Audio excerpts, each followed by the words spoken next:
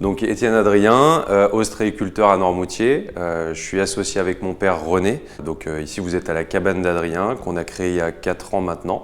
La cabane d'Adrien c'est une exploitation ostréicole où en fait on est centre d'expédition et de purification aussi. Donc ça nous permet de travailler le produit l'huître et les autres coquillages, à savoir les palourdes, les coques, les moules, les bigorneaux, etc.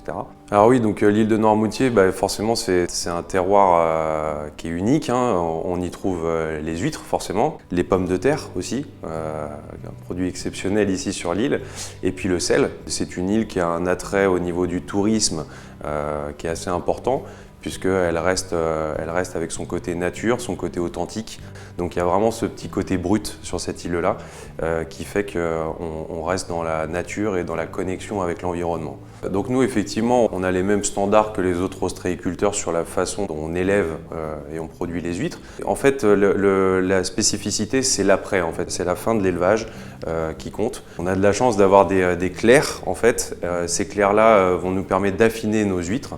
Nous, elles entourent toute la cabane et effectivement, ces clairs-là en fait, sont en circuit semi-fermé où l'eau de pluie vient se mélanger avec l'eau de mer et les huîtres elles vont filtrer une eau qui est plus douce. On vient après jouer sur le nombre, la densité d'huîtres par poche.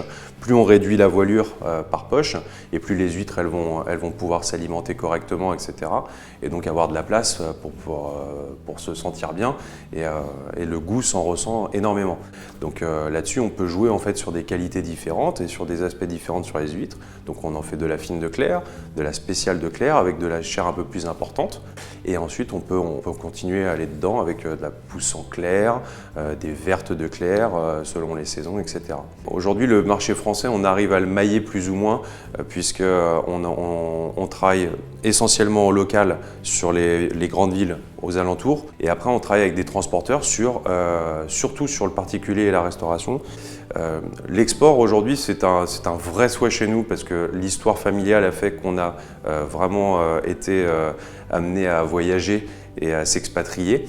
Donc on a vraiment envie de se développer là-dessus. Donc en termes de pays actuellement, on travaille que sur du particulier, sur des pays limitrophes Europe. Donc on peut faire des expéditions en particulier sur l'Allemagne, la Suisse, l'Italie, l'Espagne, le Portugal. On est en train d'ouvrir les marchés sur l'Amérique du Sud, le Pérou, on travaille avec le Pérou, avec le Vietnam, certainement avec Hong Kong. On est en train de regarder dans les Émirats aussi.